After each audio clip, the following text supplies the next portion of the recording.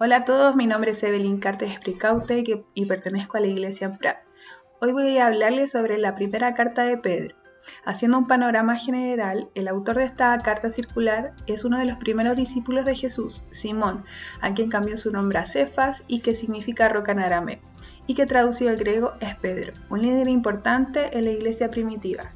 Si bien el autor es Pedro, quien escribe la carta fue su colaborador Silvano, mientras ellos estaban en Roma. Está dirigida a los cristianos perseguidos en varias iglesias de la provincia romana del Asia Menor, lo que hoy es Turquía, y que enfrentaban hostilidad y acoso por la obediencia a Cristo, con el fin de animarlos a seguir adelante en medio de los sufrimientos y recordándoles que poseen una herencia celestial. Ahora bien, podemos dividir esta carta en 5 secciones principales. En primera instancia nos encontramos con el saludo inicial, propio de las cartas, en donde Pedro comienza saludando a los cristianos de la iglesia de Bitinia, Ponto, Galacia, Capadocia y Asia. Y aunque en su mayoría son cristianos no judíos, se refiere a ellos como expatriados de la dispersión, haciendo una analogía con los israelitas de la diáspora del Antiguo Testamento. Los trata como ciudadanos del cielo, pueblo escogido por medio del sacrificio de Cristo, que pasan a ser parte de la familia de Abraham. Son exiliados y peregrinos y al igual que ellos son incomprendidos y maltratados mientras buscan su verdadero hogar en la tierra prometida.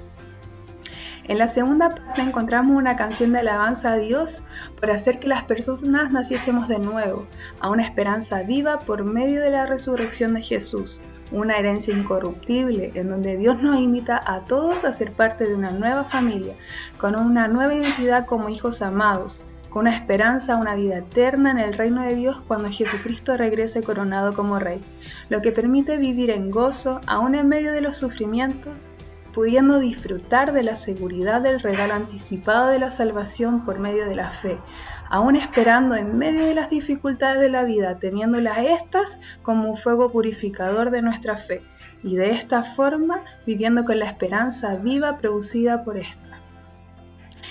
La tercera parte nos habla de la nueva identidad de familia. Les exhorta a que se preparan y ejerzan el dominio propio, sin retroceder a su antigua manera de vivir, siendo santos como lo es aquel que los llamó en toda su manera de vivir, ya que son el pueblo santo de Dios, considerándolos el pueblo del nuevo éxodo, redimidos por la sangre de Jesús, el Cordero sin mancha, y que van en camino a través del desierto, el nuevo pueblo del nuevo pacto, teniendo la palabra de Dios en lo profundo de ellos, restaurando sus corazones y renovando sus mentes, siendo purificados por la obediencia y llamados a practicar el genuino amor fraternal, sin envidias ni contiendas y deseando fervientemente la leche espiritual, lo que les permitirá alcanzar el crecimiento espiritual.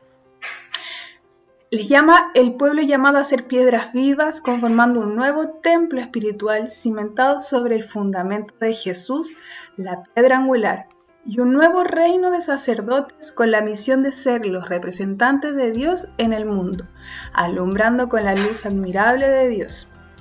En la cuarta parte nos habla sobre el sufrimiento como testimonio de Jesús. Pedro se dirige a las iglesias animándoles a que sea el sufrimiento la manera de llevar el testimonio de la misericordia de Dios a las personas, alentándolos a someterse al gobierno, aun cuando éste es injusto, que actúen de forma honorable, haciendo de esta manera callar a quienes los acusan sin ningún fundamento.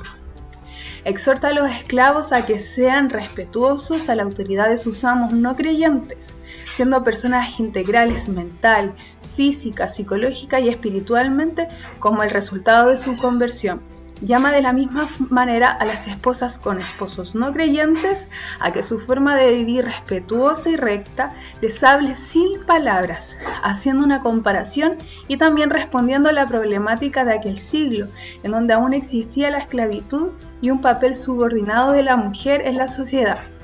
siendo estos llamados a ser como Jesús, quien sufrió con paciencia por ellos. Deben seguir sus pasos, quien no respondía cuando lo insultaban y dejaba su causa en la mano de Dios que juzga con justicia.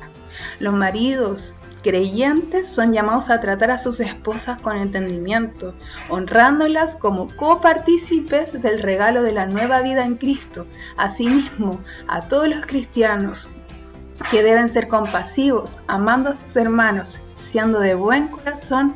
y humildes, no pagando mal por mal, sino que soportando toda injusticia, haciendo el bien aun cuando sufran, que Dios sabrá recompensarlos, siendo reverentes hacia Dios el Señor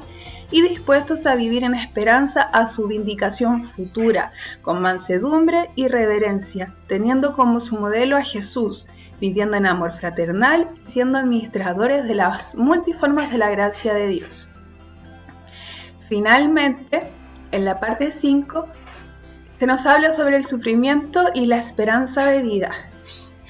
exhortando a que el ser perseguidos y sufrir no debe ser sorpresa entre los creyentes, sino una razón de gozo al ser copartícipes de los padecimientos de Cristo, comprendiendo que éste tiene un efecto purificador en la vida del cristiano y entendiendo que Dios es quien juzga. Llama a los ancianos a ser justos con el trato con la grey de Dios, guiándolos con el buen ejemplo, y a los jóvenes a estar sujetos a los ancianos, vistiéndose todos de humildad en el trato los unos con los otros, ya que Dios resiste a los soberbios, mas da gracia a los humildes. Le recuerda a todos los creyentes quién es el verdadero enemigo. Hace un llamado a mantenerse alertas y firmes contra toda obra del enemigo,